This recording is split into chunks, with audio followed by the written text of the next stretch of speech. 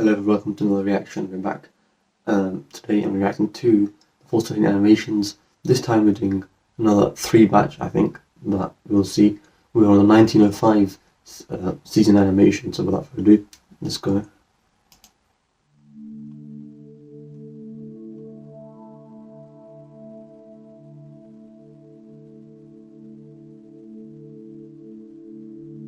Right, we're beginning with a major typhoon already, Typhoon 1.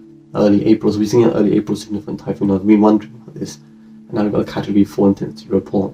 It's pretty far south, so maybe Micronesia, maybe Yap report, Central report, Category 3 report here, and it's now weakening in approach to Luzon. It seems that does occur, even especially in early season now, that will be more realistic to occur. Even late, like during December, that does occur.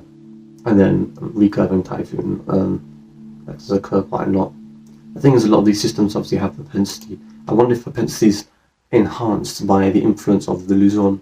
By going over the Sierra Madre mountain range in the northern Luzon, does that increase the propensity of a recurving typhoon? Does that mean that the cyclone potentially does disruption of the center, the vertical axis to change? Does that allow a change in, because the cyclone is going to have a tendency to be polar anyway, especially if it's intensifying. But of course, this is weakening. So perhaps because on the other side, when it's weakening, does that leave low-level circulation to fall under the climatological influence on whatever the flow pattern is in April and cause it to recurve? Because a lot of the typhoons recurve anyways in April. So that's interesting to think about. But yeah, I mean, of course, like you think about, like, what I'm thinking about is Typhoon Mangkhut. You should see the documentary I made a long time ago. I might need to put it up here, but the thing is, that typhoon was much later, and it moved through Luzon, but then it moved all the way to Hong Kong. There's no sort of recurve, and it just sort of fizzled out within the mainland China region. So that's interesting. And yeah, there's also one thing I was going to say about the confirmation of the yesterday's animation. So there's, like, again, I'll probably put another image here. And that's the typhoon that had the 886 millibar report. Well, it clearly did actually get, it was valid because I found the actual data behind it. So it seems like a legitimate, one of the most intense December Category 5s, or just typhoons overall. Probably just in general, even one of the most intense December typhoons. So 886 millibars. It was actually 885.9, and it was a ship report, and it could correspond to typically an intensity of about 165 knots, but it could also be 170 knots. So that's really interesting. Old report. It was not 1901, it was 1900. Yeah.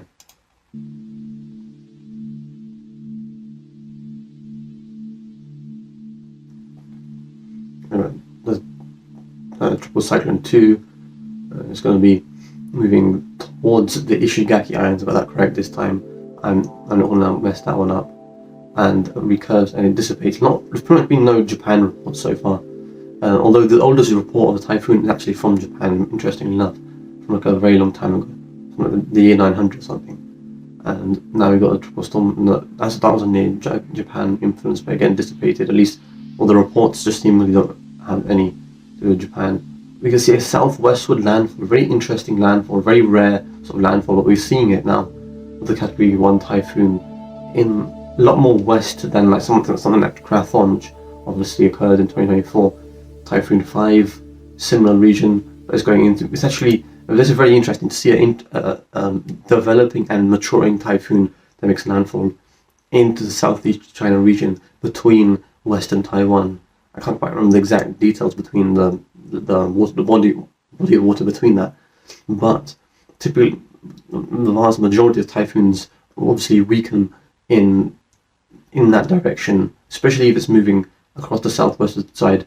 Even because typhoons overall in the East China Sea don't really move southwestward.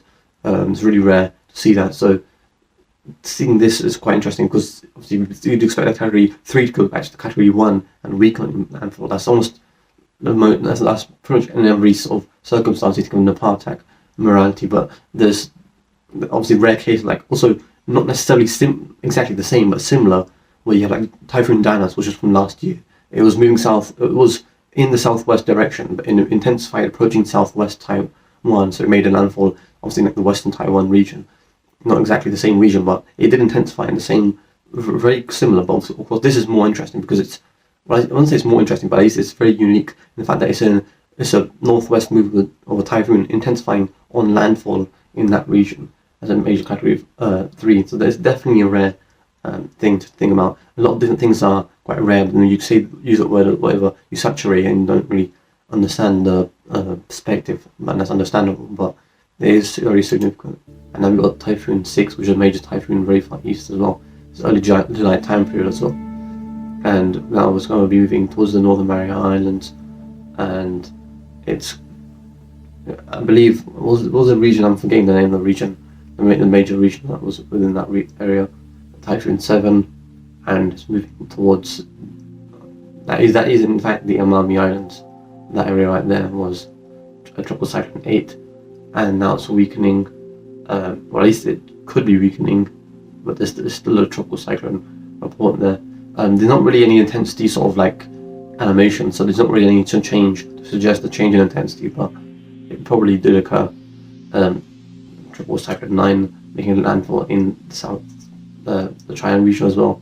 You almost always get that sort of landfall in a season. Some seasons are obviously more South China dominant, or sometimes have more overall landfalls in that region. So you do see that, but a lot of them actually have weaker reports, like on the lower end, and then obviously you saturate most of the reports in like Luzon or like the Philippines with the highest intensities.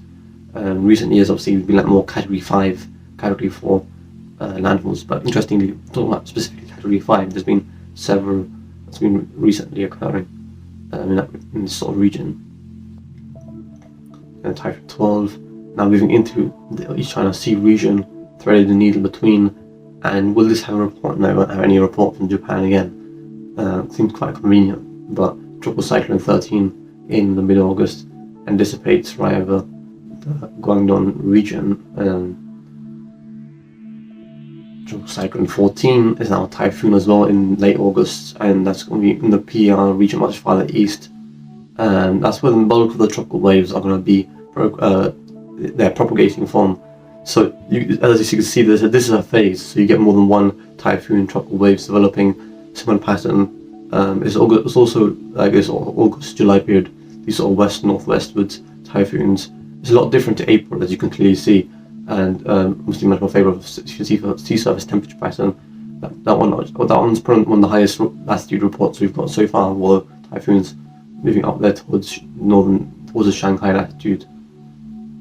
Tropical Cyclone 17 become typhoon just before landfall is interesting, and then it's maintaining the same intensity in South China Sea. It's interesting because a lot of these reports, I question if they actually intensify in South China Sea, because to see them not intensify in South China Sea is quite odd, at least for now current perspective. Obviously back then the anomalies were probably not very high, so it might have not necessarily been as fuel ready. So major report here of Typhoon 19 making Category 4 landfall in the site. Clearly this is going to be like the was it Typhoon 20 or was it Typhoon 10 that made a significant landfall.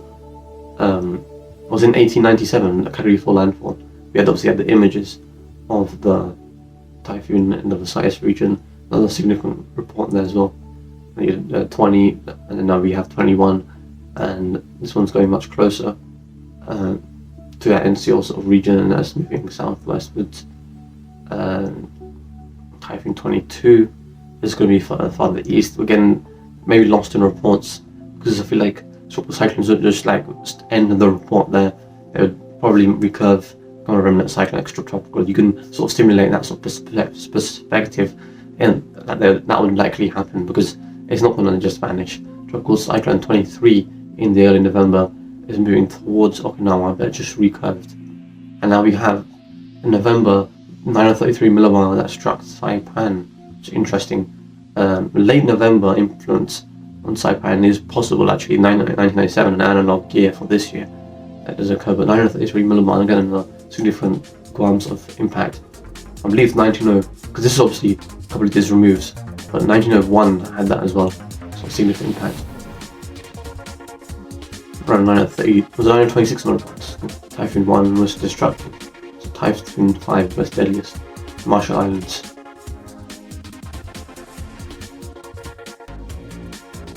The Marshall Islands is well far east, so that's interesting to see such an impact. And then you're gonna have the very significant other. There's no really reports or images about the other one, about Typhoon 19, and there's obviously 24 as well. 25. You could obviously make a relationship and estimate pressure, but may not necessarily be accurate. 15 called 20,000 fatalities. Which one was 15? I'm gonna look at that one. 15 was so 15 was 105. Oh wait, is this might be the I've got to look at the exact part. So this is 15, and it's the one that was moving towards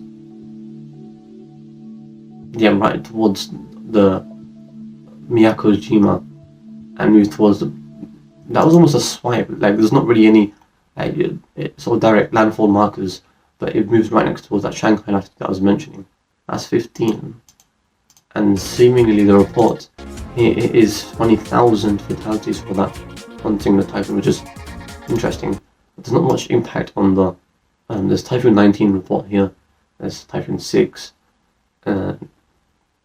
Typhoon 19 is that significant report.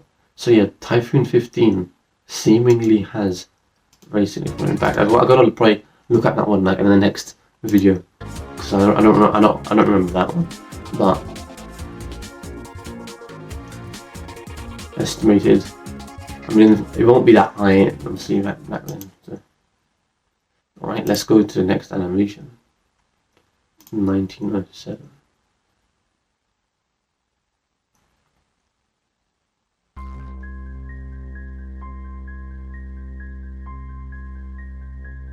I mean, there's always something about these seasons. It looks like the reason why 1906 isn't animated yet. They prioritize certain seasons for the reports. These are the sort of hollow animations, isn't it? It's where they have a hollow look to them. Typhoon in January, which is really interesting actually. It's actually very interesting to see a typhoon landfall in the Precise region, the southern Precise region in January. It almost makes you think, is that typhoons almost the influence of the previous year rather than the current year? That's sometimes what I think about January typhoons. But Typhoon 02 is category 4, much more significant near Yap. March is early. This is a March report as well. It's quite interesting to see March report. And news beacons. The thing is with these current reports, if you had these sort of reports in this current day and age, if you look at the different reports of climate change and the influence of cyclones, they're most likely to be a higher intensity by at least one category. So that could have been a category 5 in this current day and age if it occurred. Large typhoon like that. Southwest was moving tropical storm again. This sort of region is quite. It seemingly appears like there's more landfalls here, but obviously the intensity isn't so high here. But there's obviously one typhoon landfall in 1905 here. But the intensity-wise, it's really just not location, especially certain particular regions of the southwest region. It's a very flat region. The tropical cyclone, 05W. Looks at there's designations with 05W. We had designations at 06W. I mean, actually, they're all just designations, to be honest, because I don't know who's actually doing the designations here.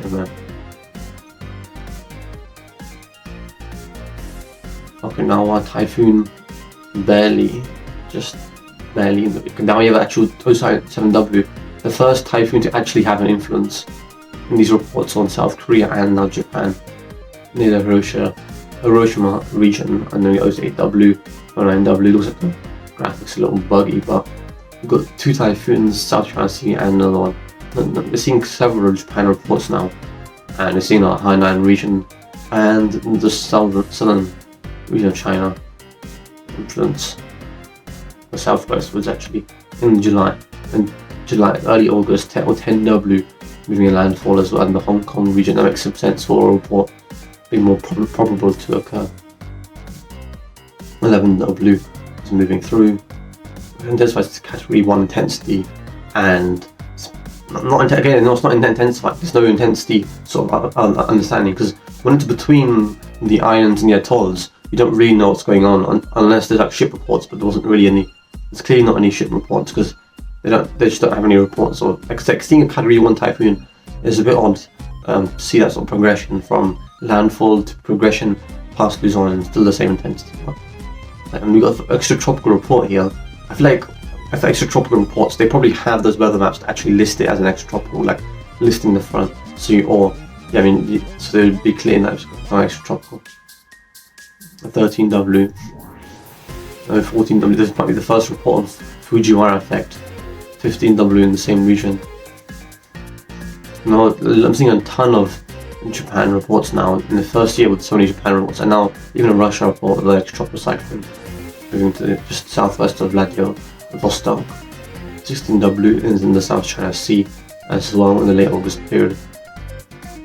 Quite an active period, but obviously there's no intent. Like, if you look at all these years, the intensities are very low for the majority of the season so far. It's just a thing that happens to be with a lot of these other reports, which makes you question, because if you look at the current years, it just makes you think how many different reports of. I see the first Sea of Japan report, tropical storm, not even landfall, but like near influence in the northern Honshu region, just almost into the Hokkaido region. Typhoon landfall in Hong Kong, very slow moving typhoon clearly, and 19W as well, moving towards Japan. Again, there's so many reports here. This is one of those seasons which are very similar to 2024, which had a ton of northerly moving tropical cyclones at high latitude forming, and in phases and high latitudes. There's often a lot of vorticity and advection influence that creates extra pockets that form extratropical tropical cyclones, like you see currently with Dolphin, and you have Chan Hom, which formed behind the influence of Dolphin itself. So this is exactly what's occurring here. And 21W here as well. We're still seeing no name designations. We're only going to see name designations on supposed influencing typhoons, like certain influences. And no, it's 22W in the southern Luzon region, in the southern Hainan landfall, which is interesting because that southwest region actually does not see landfalls very often at all. It's one of the least prone areas of Hainan. And 23W is right by Iwo Jima, and that's now going towards past. There's actually no Ogasawara Islands reports, which is interesting, and not really any other intensities. We've only seen one significant typhoon report, which is the one earlier. It was still the January typhoon. 24W. Interesting, and obviously a season that's ending in November as well. Again, another Japan report. Deadliest typhoon record. Just 2 years after. Till May 2nd, 2015. Okay, so that's the high intensity typhoon. Seeing quite a lot of values. This steam. You can see a lot of 85 mile per hour reports. This makes you question if that's the reports that I obviously 75 knots. And converting. I'm just going to look back at the Soviet typhoon in 1905. We just saw that one, and I mean it didn't say the Marshall Islands as well. That one, but of course this is a big typhoon. Yeah, typhoon 2. You see that the fact that it formed. The report just came past at that point.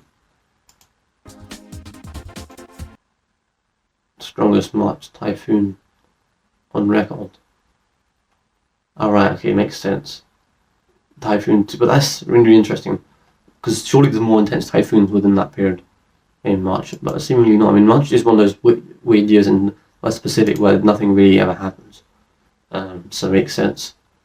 And it's clearly very significant. There's no sort of fatality reports in there. Okay, that's interesting to see that report. Alright, well we're gonna...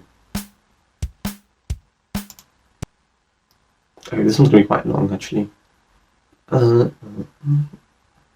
We'll not sure we'll do it.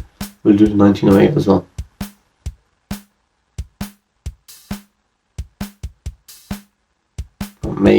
May typhoon here. O1W designation early May. Interesting to see. Dissipated. It must have been a ship report because it's like, there can only be a ship report again. So we see the South China Sea ship report, but there's very sort of southerly part of the South China Sea. A very slow moving typhoon. Actually, 2 very slow moving typhoons so far in this May pattern. A lot of stagnancy. It just makes you suggest, makes you think that is it a dual ridge pattern where you have suppression and for cyclones obviously moving at more northerly latitudes. We're seeing a lot more of just the perspective of influence near Japan now. Just interesting. It's very strange that the other period had no sort of detailed reports in Japan, because there's a lot of typhoons that moved into that region. But the reports just seemingly ended there. Now we see O3W in late June, and another extratropical reports. You look at my extratropical reports, and these must be much more better weather reports maps.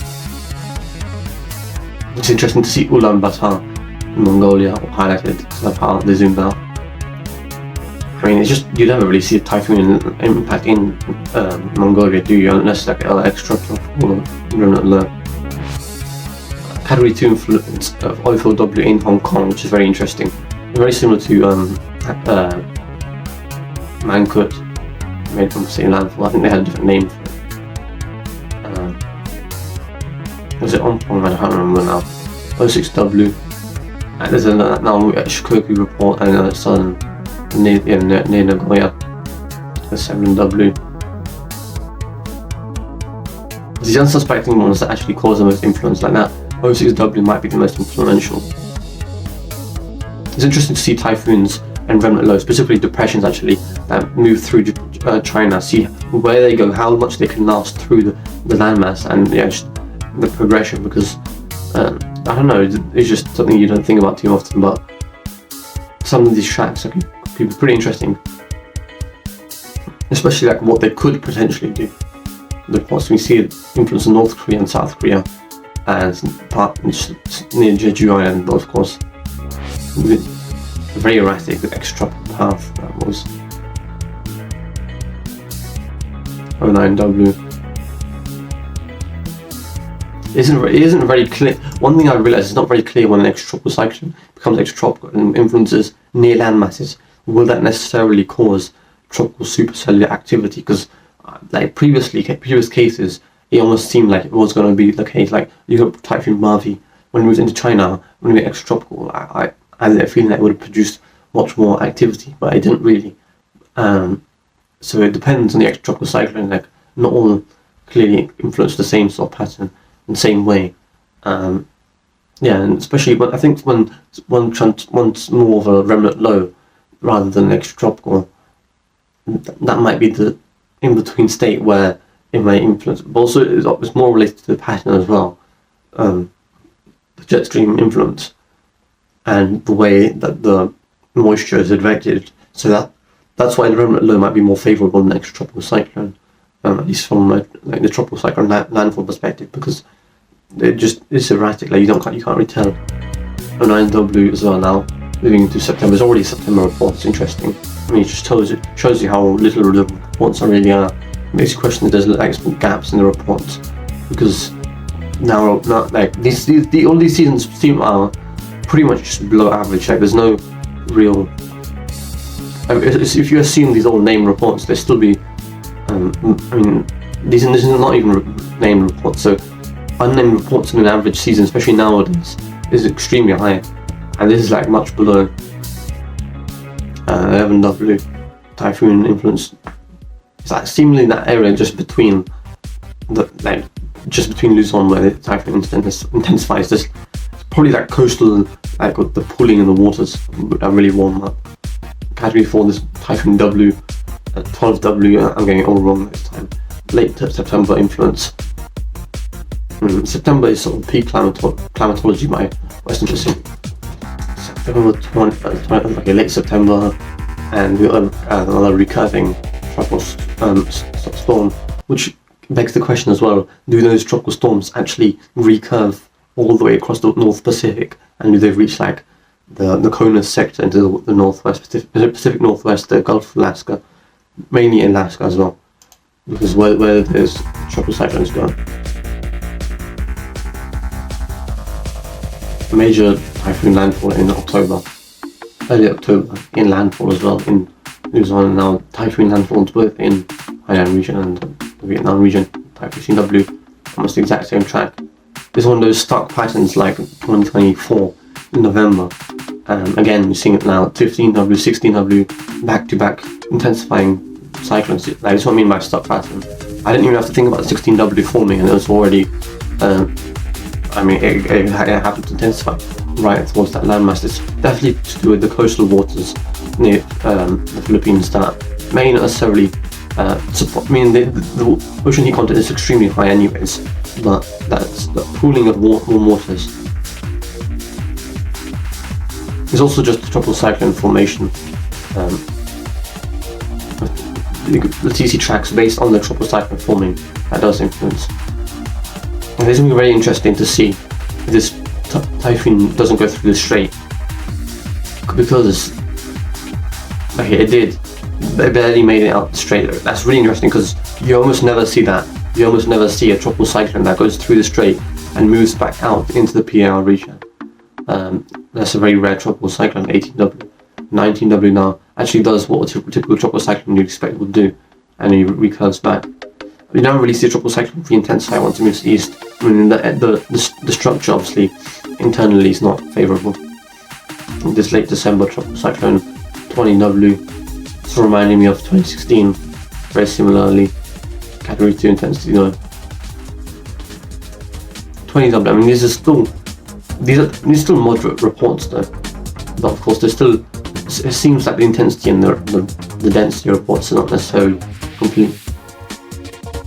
17 typhoon strength, September and December. I mean there's a lot of landfalls, but are these individual? It's not individual typhoons though, of course. Right, let's see the reports. There's some decent professional, like some clear details. Your Typhoon 12 report as well, 947. Okay, let's see the highlight of Typhoon 16 in northern Luzon region, right? This is the one that was back to back. So I mean, like Typhoon Manyi, I mean, it's much more for a number back then. Now you think about the sturdiness of northern Luzon, just overall the way they obviously are very typhoon, overall just tropical cyclone ready. Typhoon Manyi, category 5 landfall, and the category 4 landfall. I think of Typhoon Goni. Goni caused a bit more fatalities, but of course, I mean, 14 fatalities. If you compare to tornadoes, a tornado causing 14 fatalities would be absolutely catastrophic, of course. So, in that sense, yes. But when you think about like relative, they obviously changed it. But I mean, still, obviously, does cause some impact, especially when it's such high intensities. But the weaker tropical cyclones become seemingly more resistant, obviously. Back then, this was a major typhoon landfall back-to-back sequence. Obviously that back-to-back sequence in November 2024. There was some. It wasn't as high in fatalities. Like it was roughly. There's only one significant landfall, like Manyi, that really caused the high amount of fatalities. So it also depends on the landfall region. It depends on the other factors as well. But like you can clearly see, there's less vulnerability than previously. But without further ado, I'm going to end it there. So I will see you in, I think, probably at 1910. See you then.